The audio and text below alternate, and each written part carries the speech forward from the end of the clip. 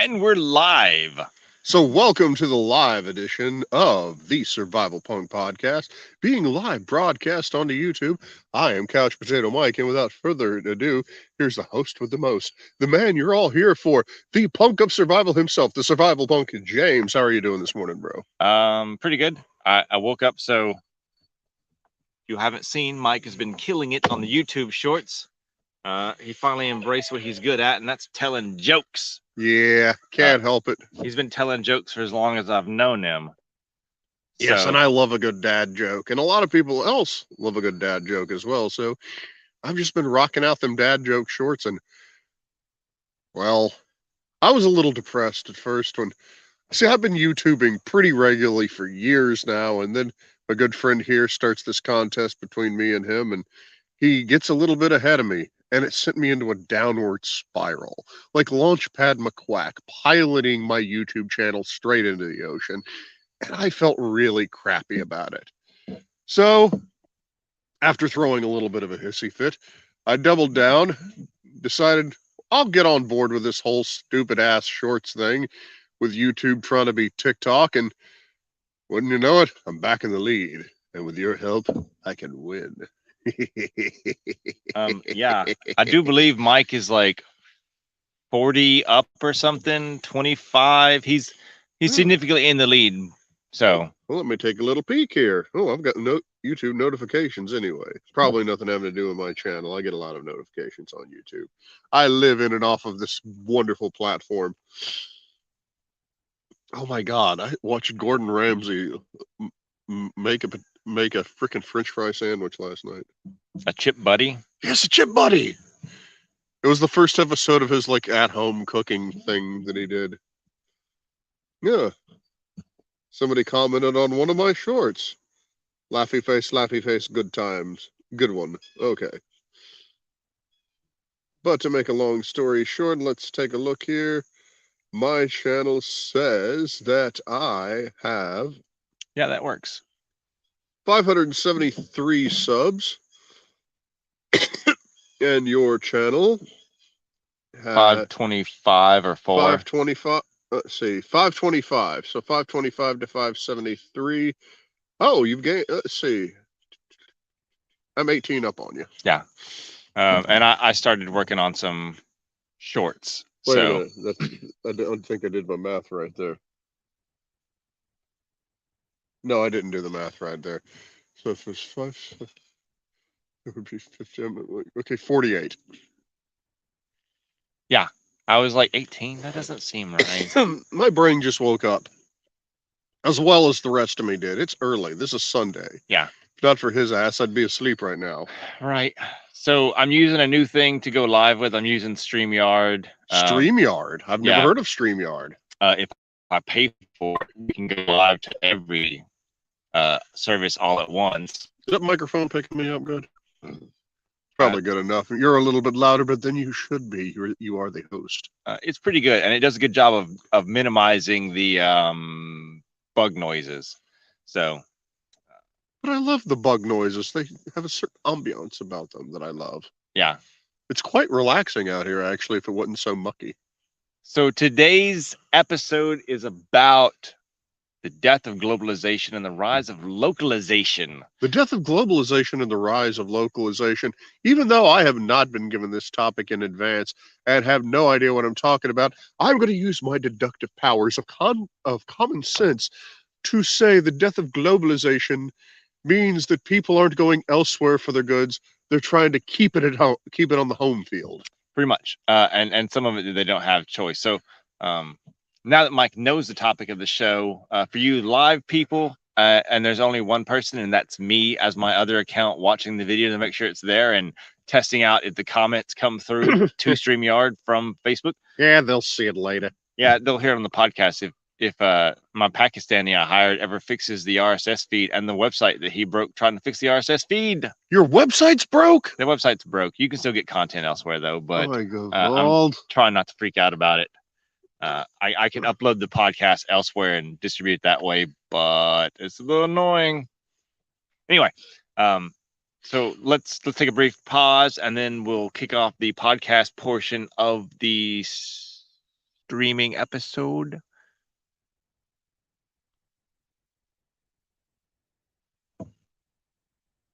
Globalization is dead. Long live the localization. Hey, this is James from survivalpunk.com. And this is Couch Potato Mike. How the hell are you doing this morning, sir? Great. So if they didn't pick up the clue there, what is the title? What is the topic of today's episode? The death of globalization and the rebirth of localization, or something therefore to have a close. Yeah, there's a lot of reasons why I foresee what we've grown to know, me and Mike's whole life, probably most of y'all's whole life, dying. Yeah, the opposite.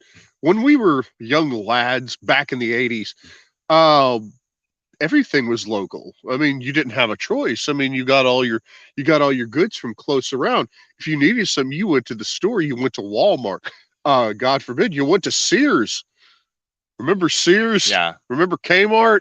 But that was even, they were shipping in stuff from China even back then. Right. We had more manufacturing, but not like, certainly not like the 50s and stuff where most people had a manufacturing job. I myself have worked in a factory once in my entire life. It was shit. Yeah, Detroit used to be called the Motor City for a reason. Now it's a bankrupt city. Oh, it's barely a city at this point. Yeah. They've given the land back. Yeah, they're bulldozing neighborhoods and turning them into farms because it's more profitable than making cars at this point. Not that you could make cars, because part of our problem here. So I have some notes down. You have notes? I have notes. So how professional. So I'm gonna go over some of the reasons why I think globalization is dead and or dying, and why I feel that really to survive, you're gonna like localization is gonna have to pick up and go from there. So supply shortages. If you're listening to this podcast, chances are you're no stranger to supply shortages. We've been having them really badly for the last 3 years, 2-3 years. I shop at my local Walmart often to just go in there and get a little bit of this, a little bit of that. And one of the things I usually get are the big like bonus cases of water that have like 1.5 times as much water in it as whatever, because out where we live, the water is like crappy. Okay, let's put it this way. Once upon a time, Aaron Brockovich showed up about our fucking water. But anyway, I go in there to where the cases of water used to be, and it's now just like stacks and stacks of like 1 gallon jugs. Distilled and spring water and drinking water, yeah. I'm like, what the hell? That totally confused me, and wind up having to buy a case of water at the damn Dollar General on the way home. Yeah, that's one of those things like, and it's sort of like, it's not a complete supply out. It's like hiccupy supply outs. Like, you can get your artichoke hearts, but you can't get your damn hearts of palm. Right, and like some days there'll be water, but then like some days you won't receive any water to sell. So it's these weird things like where things come in like bursts and then famines. Like you get your water, and you know the water is coming from somewhere here in the US. It's not like we're shipping it from China.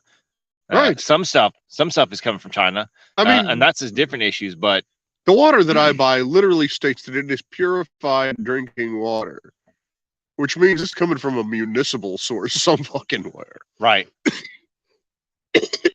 For all I know, the Walmart's got a fucking hose out back filling all these damn bottles through a Brita. Yeah, the rise of localization. But yeah, it's these weird bursty things. So like the supply chain is really suffering for a lot of reasons. And I mean, I've been hearing from people that going into the fall season, like back out in summer, companies are talking like mandatory overtime. You're going to have to be working because of there's staffing a shortage issues. On staffing issues, right? You know, I had to run to the Dollar General yesterday evening, and it was interesting because as soon as I got there, they're like, just let you know, we're closing in 5 minutes, which was about 2 hours before they normally close. That had a big sign of like, due to staffing issues, we're closing at 8 o'clock today. Right. My my wife's car broke down 2 days ago or so, right? Oh, I So I went to go pick her up. I got the battery off. I went to AutoZone to have it tested to see if it was the battery and to charge it. And they're like, it'll be like an hour or two. So it was kind of late in the afternoon. We hadn't eaten dinner. We're just like, we'll just go to Waffle House. We can get, we're back on, basically, we live on a diet. We're back on a keto diet at the moment. So we're like, we're tired of double cheeseburgers from McDonald's. There's not stuff we eat here. We'll go to Waffle House and we'll get like steak and eggs. I got my favorite, the Texas cheesesteak, just without a bun. It was a little paltry. I'll give them that with, just that and eggs. And I had bacon on it.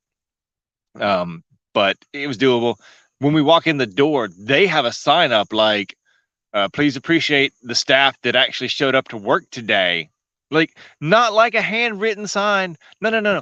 I'm talking like this is a corporate sign that came in thanking the staffing that actually bothered to show up to work that day. Wow. So that's contributing to the supply chain issues. But it's like, if you're like, James, can you name one thing that's causing supply chain issues? I really can't. It's like death by a million cuts. It's like, yeah, we're having trouble getting stuff from China. Well, the government's made it too damn attractive to not work at this point. All these people during COVID went on unemployment, and like apparently they're still there. They're like, why the hell go back? So now they're sitting on their asses, getting paid to sit on their asses, and nobody wants to get back in the saddle again, which makes the hardworking stiffs like the two of us feel like jackasses. I mean, and that's the downfall of society right there. I mean, the other thing is like 2020, 2021, last year. Right. There was like record breaking profits across the industries, right? Like more money was took in, and I mean by several companies, like the big ones, Target, Walmart, Amazon, record profits. Although from their online, for just from sales, just from all over, record profits, like the biggest years ever. Even though several. Think it had anything to do with those stimulus payments? Some of that, which yeah, pissed me the fuck off, by the way. I mean, we're hurting for it now, so there's that. Well, it pissed me off. They took my I mean, they took it. Basically, that wasn't a stimulus payment. That was like an advance payment on my damn income tax refund, which I would have rather had the huge lump. Yeah. It screwed me up coming income tax season. I lost $3,000 overnight. That'll make you depressed. I mean, now we're paying like 50% inflation because we gave out all that money. So I'm sitting here not buying full tanks of gas because the gas price has been dropping and dropping and dropping. So I'm like buying enough gas as I need for the day, which is never a good fucking policy because you don't know what the hell is going to happen. But I don't want to overspend. I mean, I'm constantly looking at ways to frickin' cut corners anymore.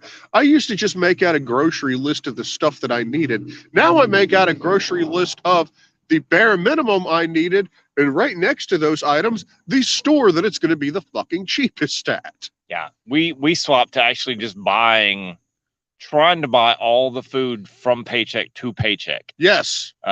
Except for like, we have a small fridge. It's hard to fit everything in there, but everything else we try to get just all at once. If you guys have forgotten, James lives in a tiny house. Yes, and I have a tiny fridge, although I'd like a full-size fridge and a deep freezer.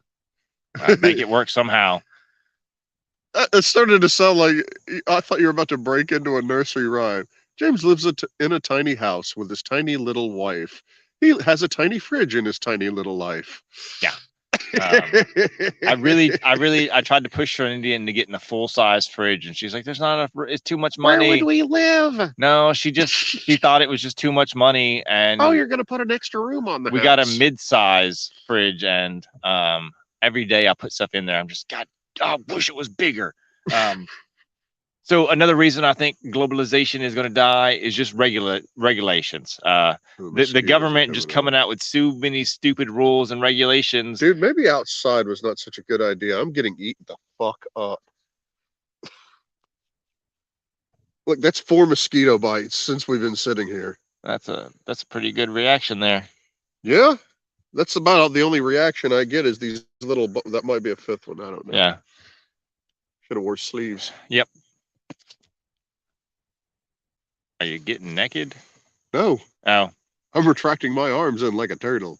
So you would think that the government would try to governments, not just our government. There's a lot of dumb governments would do things to try to incentivize not plunging into disaster. Oh my God, they've been doing that already, and that's what's been causing half the fucking problems. Right. A lot of this stuff is due to government, like the gas supply issues.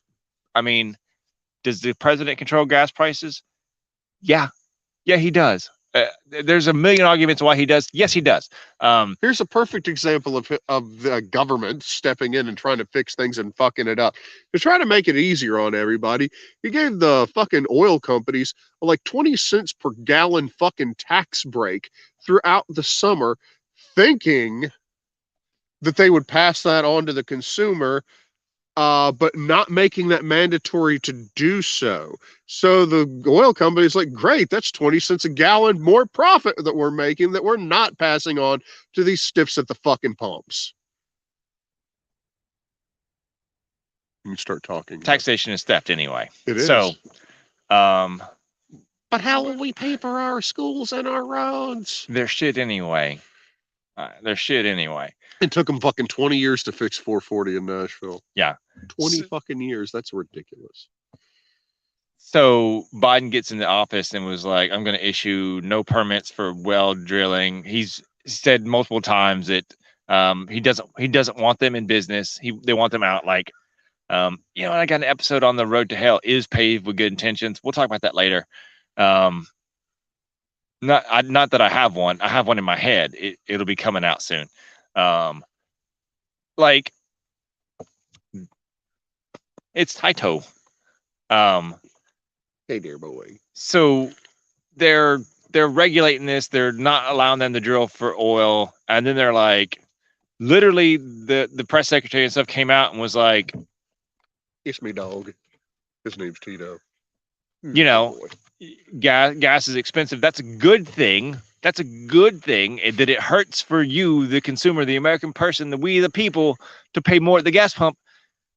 So you should buy an electric car. That the Inflation Reduction Act is trying to give you a rebate on, even though the companies just increase the price, the exact amount of the rebate. So, of course they are. This Inflation Reduction Act is a steaming pile of shit that does nothing to reduce inflation, and a lot of things to increase inflation. Of course, then again, I'm pretty sure our president, every fucking thing he says and declares is immediately followed up with, that's what I was supposed to say, right? Yeah. Right? That's what that says. Can I go back to coloring? Stop digging in the ground, Taito. He's looking for moles. So I just wish he was eating mosquitoes. The regulations and then you got like the Dutch farmers and stuff being told that, like, they're cracking down on like farming and cattle raising. Talking about Mennonites? No, I mean like Dutch, like the country of Dutchland. Oh, okay. Not Germany, but what country is Dutch? Danish? Holland, Danish. Yeah, no, Danish. The Danes are from Denmark. Yeah. So that whole area, that Holland right, there's area. like farmer protests going on over there because they're being told not to produce food during a global food shortage. Nigel Powers hates the Dutch, and the Dutch are from Holland. Isn't that weird? Yeah. Sorry, I had to use Goldmember to fucking remember shit. All my knowledge comes from TV and movies. So, just the government is literally, the governments are killing themselves. Like, none of it makes any sense. They're doing a lot to. It just doesn't make sense. You know, like it's got to be deliberate. Like they literally cannot be that incompetent. No, don't sell them short, dude. I'm sure they can be that incompetent. For a long time, I thought, oh, they're not really evil. They're actually just incompetent. No, I think they're both. I think they're incompetent and they're actually being evil. Well, it's because okay, it's like freaking this, and I will maintain this until the day I get put in my damn robot body. It will never work as long as the world governments keep putting their people into power based on a popularity contest. I mean, what are the things, the kind of the backdoor things of why some presidents have gotten in? It was like, oh, he's a great guy, real friendly, kind of guy you'd want to have a beer with. Like, do you really want your fucking drinking buddies telling you how to live your life? No, you don't. People should be appointed based on their skills and qualifications. Guess what? I did not get elected to the position I have at work. I was appointed there because I knew how the hell to do it. There's Just a saying. there's a title for that called meritocracy.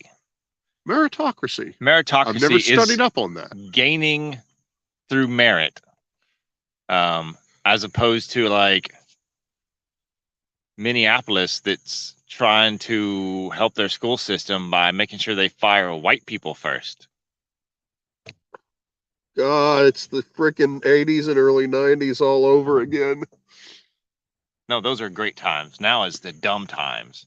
Well, I'm just saying, and I'm not trying to get into whole racial things, but I had the opportunity when I was a kid to go to an advanced magnet school because of my grades, and I was not permitted in because they had to pull students via pools of color. It's the exact terminology, not my terminology, the exact terminology that was on the paper that explained to my parents why their white son wasn't allowed into the magnet school, because basically they had to let in so many hundreds of African American children first, you know, in the in the interest of what did they used to call that, affirmative action. Yeah, yeah, it's And I'm not saying those kids didn't deserve it, but honestly, I'll bet some of those kids, grades wise, didn't deserve it. right. Meritocracy. So, government regulation is doing a lot to just destroy our globalization. Can you pop that end in down there? Thank you. Yeah. Makes us wobble less. So next up,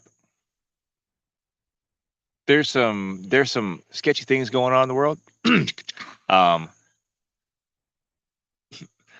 I feel like we could be podcasting like 100 years ago. Like, see here now, the European conflict is really heating up over there. It is. There's a lot like, and I'm sure, much like Roosevelt, our government, not Biden, because God, he's probably dead and like a deep fake, like mask wearing, like zombie right now. I'm pretty sure he's a puppet. Of course, then again, I thought he was elected as a puppet. Yeah.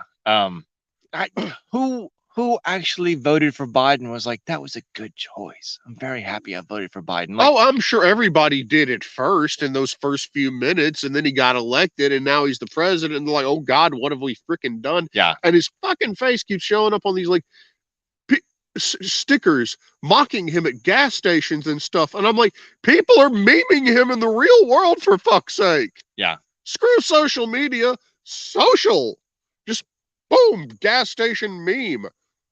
Yeah. So there's wars going on, and that's definitely already causing issues with the supply chain and the globalization. Talking about Russia and the Ukraine, or Russia and the Ukraine. It's so, and Russia is one of the largest oil producers in the world. In the world, and they're shutting down their pipelines to Europe. Like, Europe's like, oh, you're so bad, Russia. And then they don't have no fuel, so like they're warning that this winter could be real rough for Europe because they heat with gas, and that gas is not going to be flowing from Russia. And Russia's like, we'll sell it to countries that don't hate us. Are we going to be going back to coal? Are we going to have coal-powered cars? I think I saw a news article that searches for wood heating have skyrocketed in Germany. They're like, oh no, we are going to freeze to death this winter. Are we gonna have to get that handyman for that first season of The Colony to come and make all of our cars run on wood? wood gasification. It's Speaking of survival in media, it is time for Couch Potato Mike's survival movie and or show of the week. And I would highly recommend the old reality show, The Colony, season 1 only. It took a bunch of people who knew what the hell they were doing and put them in a post-apocalyptic situation. And after a while, you could tell they kind of fucking forgot that, this was a reality show. I mean, hell, I think that season ended with like, I want to go back and help others. I'm like, others what? The craft service guys? Come the fuck on and get in the car. Yeah. But no, it was a really entertaining show. I mean, hell, they showed you how to run a car or a truck, a big fucking truck with wood. How awesome is that? Great for survivalists out there. Yeah, I love that first season. Because of that show, I keep track of where all the fucking solar panels are that I ever pass. Right. I do too. But back to you.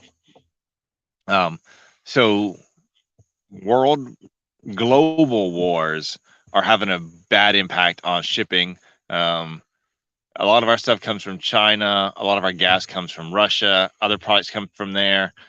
Ukraine is one of the bigger exporters of wheat. India said that because of issues going on, they're not going to export wheat. India's a big exporter of wheat. So I expect these things to increase. And then things are getting a bit sketchy in America. So your world keeps getting smaller and smaller, people. Okay? Like America may not go into World War because we're fighting our own civil war. We're fighting a civil war? Take a shot. I mean, I would honestly, I would call what we're in now a cold civil war. Okay. Who's fighting? Who are the components of this? Those of me that don't keep track of world events. I mean, have you completely not seen that? Like, America is more divided now than it has been in our lifetimes. Oh, I don't even notice anymore. It's just the way of things. Okay, it's just been a gradual growing thing since fucking forever, as far as I'm concerned. America's always been divided. Back in the 80s, we kept saying there was going to be a racial civil war coming up with blacks on one side and whites on the other. I mean, and now, I mean, hell, 2015 hit and everybody was divided. That was the year that everybody was offended by everything, absolutely everything. I mean, and it's just gotten worse and worse and worse. We were saying back in 2015, I can't wait for 2015 to get over. Right. 2016 got worse. Then these people started getting bigger voices. Television and movies started fucking changing. I mean, and as times progressed, the vocal minority, the social justice warriors, if you will, have ruined everything, have caused this gigantic rift. And now there's like fucking things known as Karens that want to speak to your manager. Damn it. Everybody is pissed off, including me, and nobody wants to talk to anybody. So yeah, civil war is not exactly something that I haven't been waiting for decades. Yeah, and Civil War 2, America's Revenge, rated R. There's a lot of people in like the Antifa camp. There's like, yeah, like they're really trying for civil war. Antifa. It just sounds like somebody got stopped talking in the middle of a sentence, like I just did to you. Yeah, and there's some armchair warriors on the right that are calling for civil war, who, I mean, they're like 700 pounds and trying to fit a plate carrier over their fat bulk while rolling around their Mart cart, talking about their main war gun. And I thought I was a couch potato. And the people that would really be good at it, like the veterans, like the guys, the ex-mercenaries, like they do not want it. No. And you don't want them to want it. Like, if they get pulled in, like the people calling for war have never seen. I have never been to war. Right. I don't want war because I'm not stupid. I don't want war because I've had a best friend who has been in a couple of different war zones, and he is a changed fucking man. Okay. I mean, half his body is broken. His mind has almost snapped and does snap from time to time. He is not the same fun-loving guy I used to hang out with back in the day. War, even if it doesn't kill you, there's the death. There's the unnecessary death. That's another thing. But even if war doesn't kill you, it can fuck you up for life. Those that have been there know this.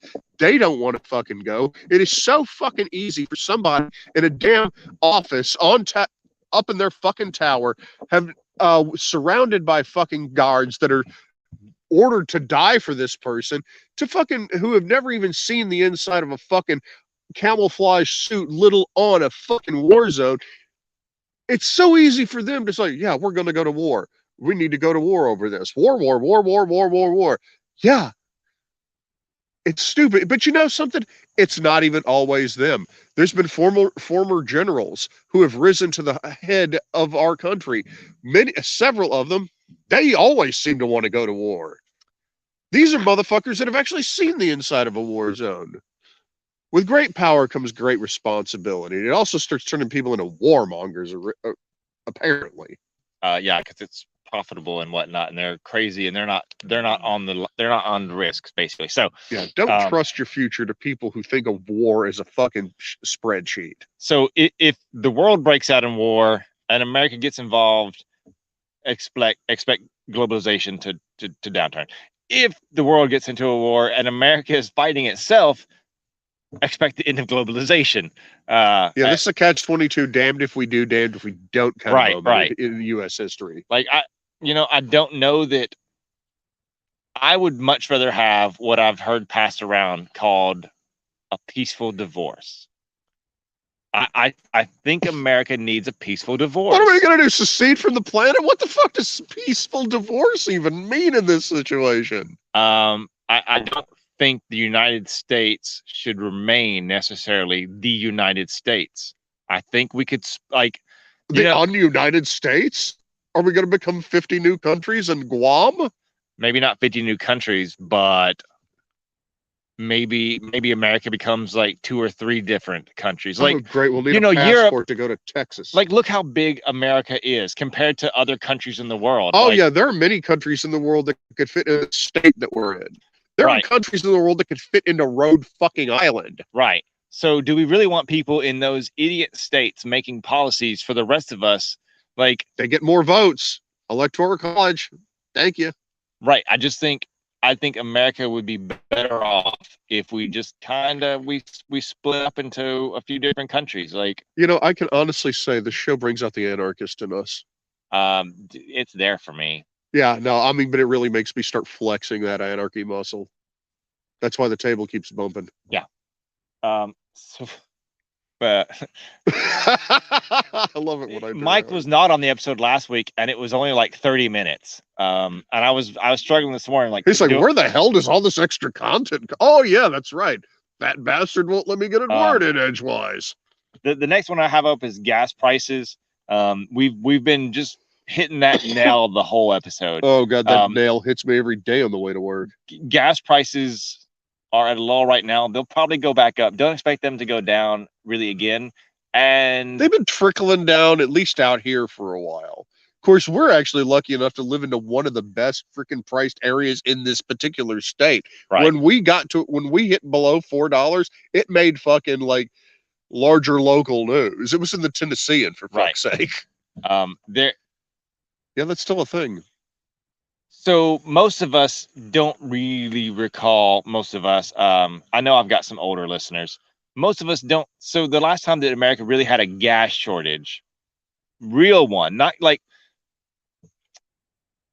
2001 after 9/11, there was some gas shortages, but that was because people freaked out, and then the supply chain was there to cover for it, and it was back. Like, maybe you didn't get gas for a day, but you're good after that. Oh god, I remember that. In the 70s and 80s, though, there was gas waits. There was in the 80s, late 70s, early 80s, there was times in certain states where like you could go to the gas station based on like your last name.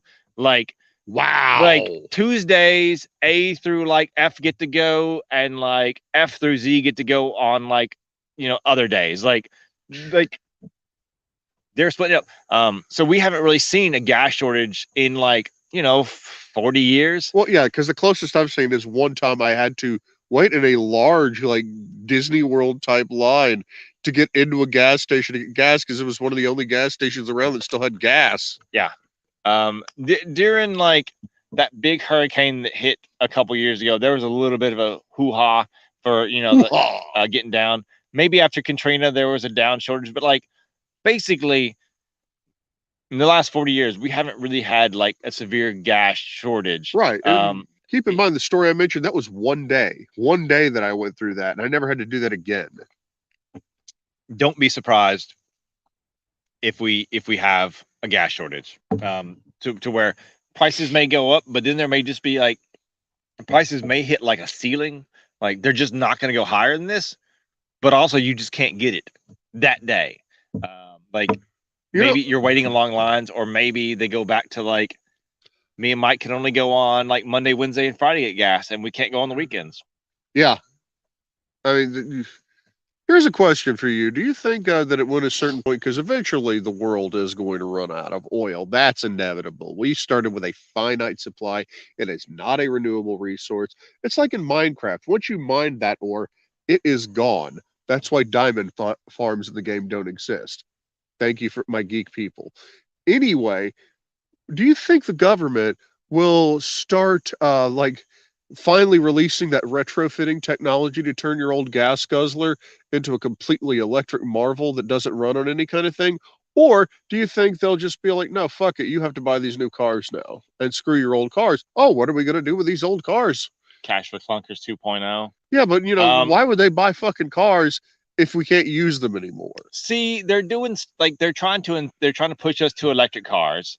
They really want to push electric cars that no one really can afford, and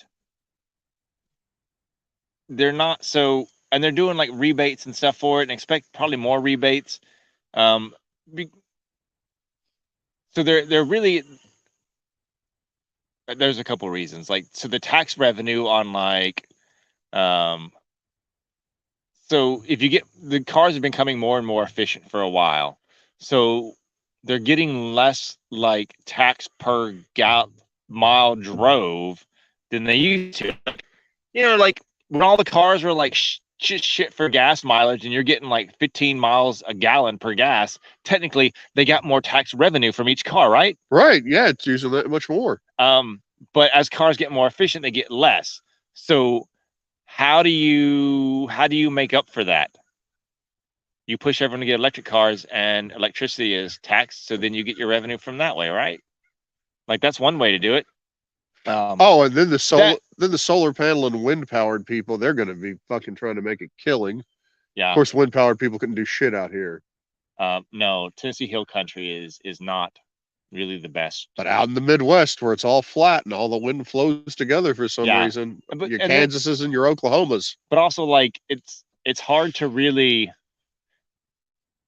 Two things. It's hard to really like, because of like electricity loss. It's hard to really like, say, put up like giant wind farm out in like West Texas, right? It's super flat. There's nothing out there. It's all empty land, right? So they can put up thousands of like windmills, produce all the electricity we need.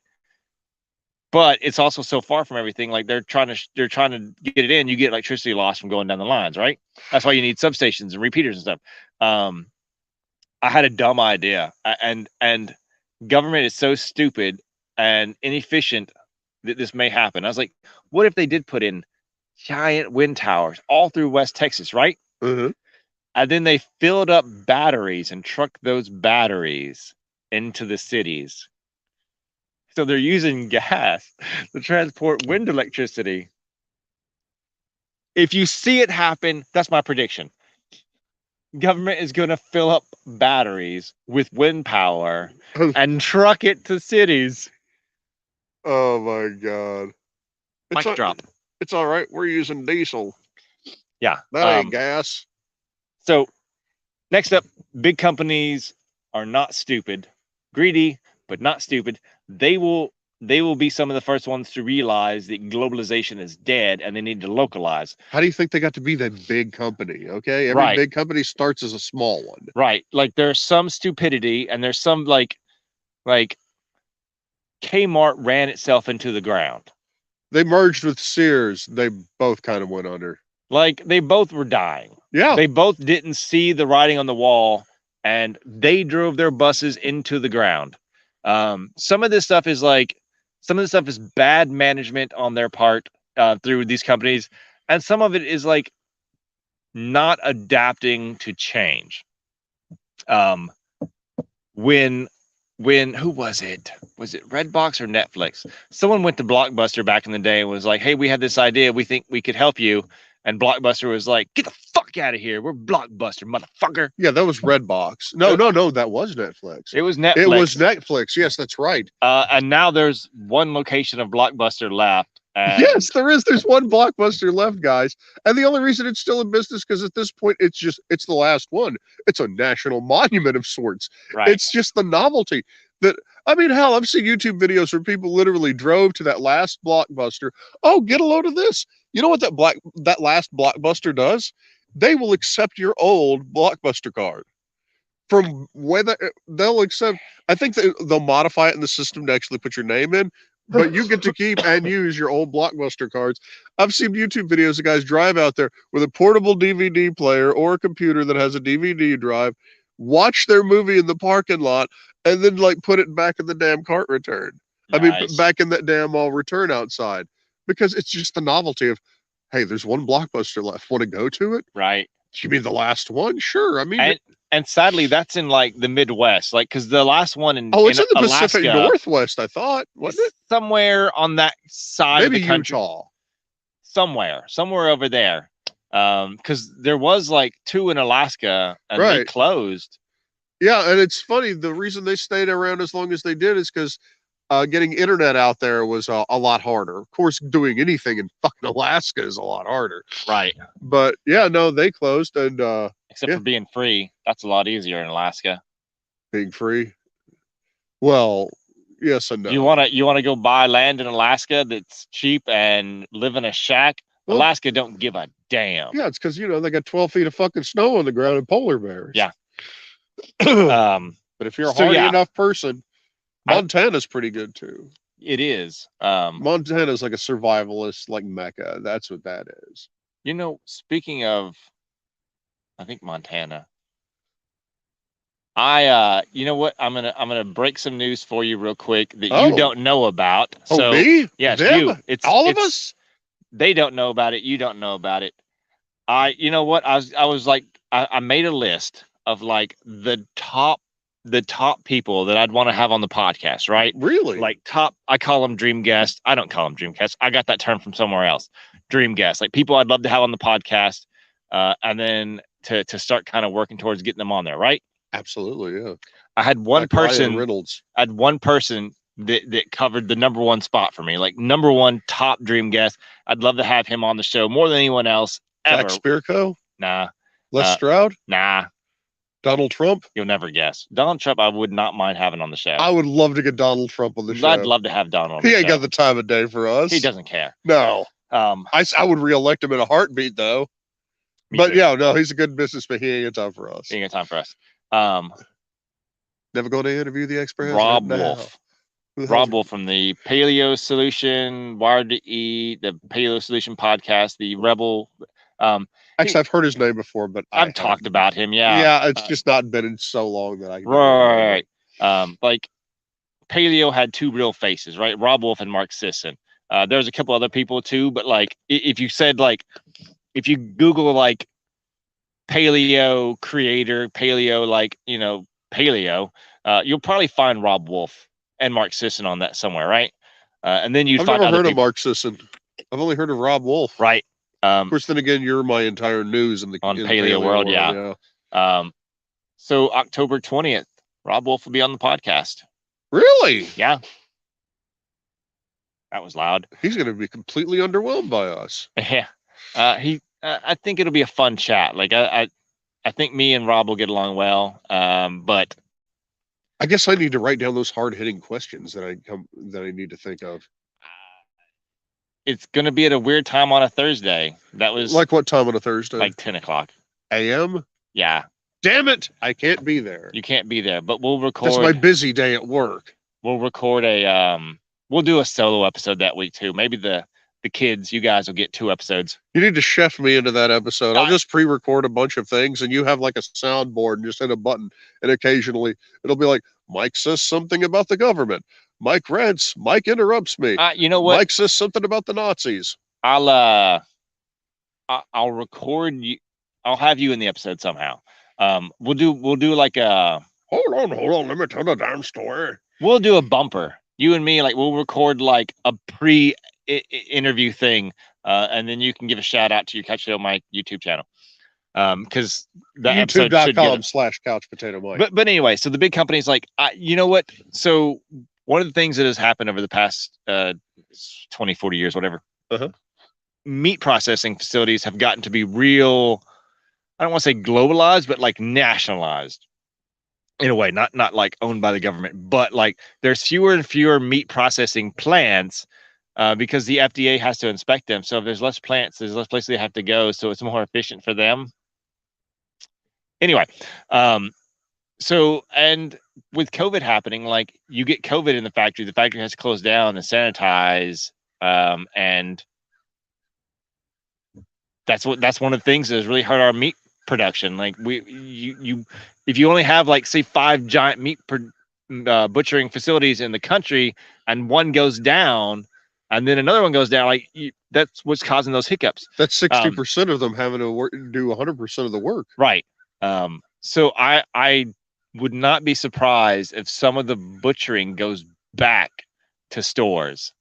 Butcher shops opening up again, just like they used to, back like they used to have in every old sitcom you remember. Right here in our city, a butcher shop just opened, and from what I've seen, they're already smashing it. So I see people want a freshly butchered piece of meat. Okay, they do. They want to they want to know the name of their butcher, just like Aunt B used to go to her butcher. So just like Mrs. Brady would go to her butcher. I think if these big companies really want to stay in the game, they're going to bring some level of butchering back. Maybe they don't butcher like whole animal, but some level. Society is trying to revert, dude. It's like we're all of a sudden trying to move backwards in time. We're going to have to move backwards in time to survive. That means we went too far too quickly. Something happened.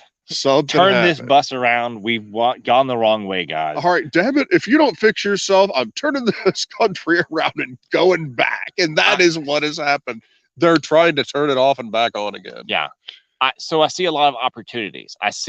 So the thing that just happened did a lot to destroy small businesses, and they have come back. I kind of see those coming back. Like I see there's just from like a localization standpoint, and the big companies like not being able to do things. Like it's easier to make on the fly decisions when you're a small company. Like say you can't serve this product in your store because they have to go through your home office to get added to your list, put in the system, blah blah blah blah blah, go to the warehouses, get distributed from the warehouses. When you're a small company, you call up Bob the farmer and get your produce in, and it's there. So I see a lot of things happening for small companies. That was another thing people used to have, was a greengrocer. Yeah. So I see a lot of small companies popping up, and not just for maybe grocery stores are a bad example, but like farmer markets might explode. Things like that, like more of these local butchers opening up, local manufacturing, even on a small and micro scale. And I'm going to talk about that a little bit. That needs to be happening. We're going pretty long, and I got a couple more things to cover. So I do see a lot of small business opening up. Does the government see a lot of small business opening up? Is that why they're hiring 87,000 new IRS agents? Because they see more small business opening up and realize that Mike Incorporated doesn't have Walmart's lawyers. So they can go after Mike and then be like, oh, you missed this one thing on your taxes. You owe us 20 grand. And Mike's like, I don't have that. So Mike's paying, Mike's setting up payments because the IRS screwed him over, and he doesn't have a lawyer that's like, you know what? Get the shit out of here, IRS. That's why you need to help me get to be rich where I can afford Walmart's lawyers by subscribing to youtube.com/Couch Potato Mike. Right. Let's see. I'm just trying to let you get through your list because we're running up on 50 minutes now. Right. Well, that's just on the show. I mean, it's on the live thing. We got a couple extra minutes. Yeah, probably like 10 minutes. So the rise of your local community. That's what I really see happening. Like, Mike down the street went to college to become a not an engineer, a Blacksmith. machinist. Mike's a machinist. So and maybe your bracket for your you know your part that you're working on as an HVAC person, like you can't order it no more because as far as the guy that does it knows, it's the very last one in the entire world. It's a dumb little bracket. It's not hard to make. Mike is like, oh dude, I can whip that up in like 2 seconds for like $20, man. So Mike makes it. Um, so I see a lot of that going on. Like Doug is a nerd and he has a 3D printer and you need a part. And Doug's like, yeah, I can prototype that and I'll have it up in like a couple of days, man. That's going on because you can't go to China and get a piece 3D printed anymore, but you can go to Doug down the street. And will there be technology to really rise this? Like you have giant technology basically basically like build the rise of your local community. I kind of see that. Like, you're like, oh, I'm looking for this, and there's a dude down the street that's on like say the app, and you can find them and be like, I need to get this, this, and this, and you work it out. Like, yeah, you can go meet your neighbors, and I think that's a big part. Like being able to contribute to your community. Like, oh, I grow walnuts and you have peaches. I want to trade you some walnuts for peaches, and we can make cobbler together. Um, there's something to be had in that. So I really see that. And then as my last point, as my closer of the episode, Mm-hmm. people are going to have to do more to contribute. Yes. So one of the things I see is like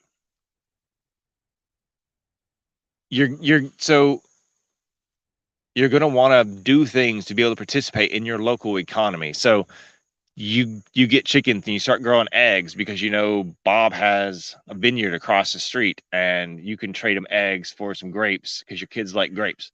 Bartering. Bartering. You work for a store and they brought back butchering, so you now have the skill of butchering. And someone has an animal and they're like, man, I would love to slaughter this animal, but the meat processing plant is booked up for like 2 years solid, so I can't get it butchered and it's going to die. What do I do? Hey, I can butcher animals because I do that for a job. I'll butcher it for you and I take a little bit for this and you take the rest of it. And, we call that a deal. And the IRS doesn't have to send their 87,000 agents after me because they don't know that we didn't spend money. So I really see the rise of your local community and people contributing more. Like, you don't know your neighbors, you don't participate, you don't do things. Like, you watch the old, and I grew up watching reruns that were 30, 40 years old at that point. Mm-hmm. And you would see someone like they move into the neighborhood and like their neighbors would bring a pie over and get to know them and talk to them. A Like, welcome basket. There'd be a welcome wagon.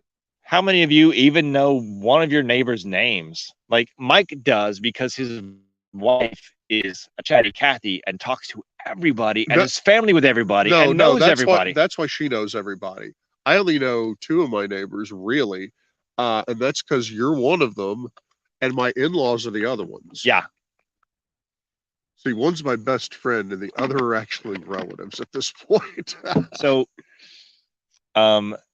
like the internet's there and the internet's cool and we're doing this on the internet, but it's time to get out and know your neighbors and be there for them. Yeah, we're doing this on the internet now. Right. Okay. At some point, we'll wind up being on one of those ham. We're on ham radio. The Survival Podcast coming to you on station 459-6731. We'll be radio-free survival punk. Right. Which I'll never get my ham license. It'll only be after the collapse when I can do it illegally. Because there's no illegal. And that's it. One last thing. Two last things. One, go to iTunes.com or Spotify, leave us a rating and review. Send me an email, james@survivalpunk.com, and I'll get you a sticker in the mail for free. And this episode is brought to you by LMNT Limit. It is a electrolyte solution, people, for those on keto. It only has 2 grams of carbs and has the scientifically formulated amount of electrolytes for you. Since you're on keto, you shed electrolytes more than you do otherwise. So, brought to you by Element. Oh, and look at that. Looks like our viewer, listener, Serenity, has said, I'm not getting out and meeting my neighbors. Laughy face. I'm her neighbor.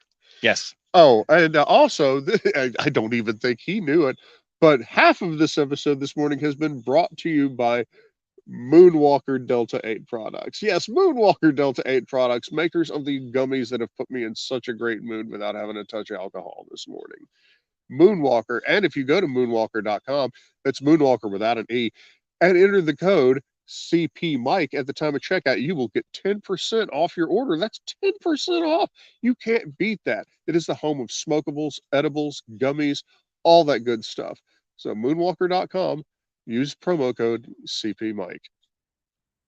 And on that terrible disappointment, this has been James Siquin Burnett. And this has been Couch Potato Mike saying to the person who stole my copy of Microsoft Office, I will find you and I will kill you. You have my word. Literally. DIY to survive, you guys.